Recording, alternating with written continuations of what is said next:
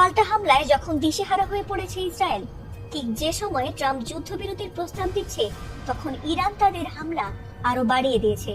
তারা এখন সবচেয়ে শক্তিশালী মিসাইল ব্যবহার করছে, যার ফলে ইতোমধ্যে ইসরায়েলের আয়রন ডোম ধ্বংস হয়ে গেছে।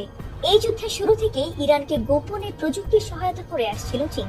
তবে যুদ্ধের এমন পরিস্থিতিতে চীন এবার প্রকাশ্যে ইরানের পাশে এসে দাঁড়িয়েছে। এমনিতেই ইরান যুদ্ধে ট্রাম্পের অবস্থা একেবারে নাজুক হয়ে পড়েছে। এমন সময় পারমাণবিক শক্তিধর চীন প্রকাশ্যে ইরানের পক্ষে অবস্থান নেওয়ায় চরম দুশ্চিন্তায় পড়েছে ইসরায়েল ও যুক্তরাষ্ট্র। ইসরায়েল ও যুক্তরাষ্ট্রের এই যুদ্ধে শুরু থেকেই ট্রাম্পকে কোনো তোয়াক্কাই করেনি ইরান। এমনকি আয়াতুল্লাহ আলী খামেনির নিহতের খবর ছড়িয়ে পড়লেও একটু দমে যায়নি ইরানের বিপ্লবী গার্ড বাহিনী। তবে কি শুরু থেকেই এই যুদ্ধে চীন ইরানকে সহায়তা করে আসছিল? এমন প্রশ্ন থেকেই যায়। এই যুদ্ধে যতই দিন যাচ্ছে ততই ইরানের পাশে কাদের অবস্থান রয়েছে সেটি পরিষ্কার হচ্ছে।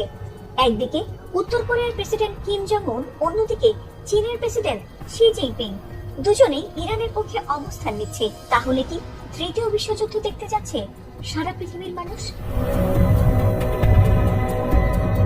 যুক্তরাষ্ট্র ইসরায়েলের যৌথ হামলার শুরুর দিকেই ইরানের মিনাব শহরের একটি প্রাইমারি স্কুলে ক্ষেপণাস্ত্র হামলা চালিয়ে কোমলমতি শিক্ষার্থীদের হত্যা করে ট্রাম্প বাহিনী। আর ওই হামলায় নিহত হয় 150-রও বেশি শিশু। যুক্তরাষ্ট্রের এমন বর্বরতা দেখে মোটেই চুপ থাকতে পারেনি চীন। আর তাই গোপনে নয়, এবার প্রকাশ্যেই ইরানকে সহযোগিতার ঘোষণা দিয়েছে শি জিনপিং সরকার। এমনকি ওই হামলায় নিহত শিক্ষার্থীদের পরিবারের জন্য $2 লাখ অনুদানের ঘোষণা দিয়েছে এশিয়ার অন্যতম শক্তিশালী দেশ চীন। বার্তা সংস্থা এএফপির এক প্রতিবেদনে এই তথ্য জানিয়েছে চীন। এছাড়াও এ নিয়ে বেইজিং এর পররাষ্ট্র মন্ত্রণালয় জানিয়েছে, জরুরি মানবিক সহায়তা হিসেবে চীনের রেড ক্রিসেন্ট সোসাইটিকে $2 লাখ ক্ষতিপূরণ দেবে চীনের রেড ক্রস সোসাইটি। এই অর্থ নিহত শিক্ষার্থীদের অভিভাবকদের প্রতি সমবেদনা ও ক্ষতিপূরণ হিসেবে দেয়া হচ্ছে বলে জানানো হয়েছে। এছাড়াও চীনের পররাষ্ট্র মন্ত্রণালয়ের মুখপাত্র গুও জিয়াকুন এই হামলাকে আন্তর্জাতিক মানবাধিকার আইনের গুরুতর লঙ্ঘন বলে উল্লেখ করে বলেছেন, স্কুল ও শিশুদের উপর হামলা আন্তর্জাতিক মানবাধিকার আইনের গুরুতর লঙ্ঘন এবং তা বিবেক ও নৈতিকতার সর্বনিম্ন সীমাকেও লঙ্ঘন করে। তিনি আরো বলেন, মানবিক দৃষ্টিকোণ থেকে এই কঠিন সময়ে ইরানের জনগণের প্রতি প্রয়োজনীয় সহায়তা অব্যাহত রাখতে প্রস্তুত রয়েছে চীন।